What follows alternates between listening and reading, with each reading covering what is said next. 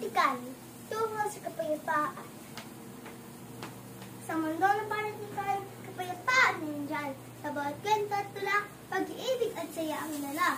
Ang wika, isang himig, isang himig, isang himig, isang himig sa pandinig. Tila awit ating naririnig. Mga tula at ritmo na sumasayaw sa isang kagalakan na marinig.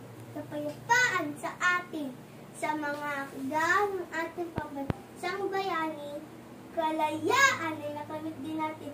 Pantingan ang naging daan sa kapayapaan sa ating bayan. Malaki at maliit man na hindi pagkakaunawaan.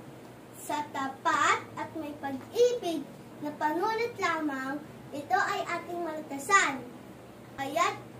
Kaya't yakapin natin itong panitikan ng bukas sa puso at isipan. Sa gitna ng kaguluhan, pagiging susi sa kapayapaan. Wow!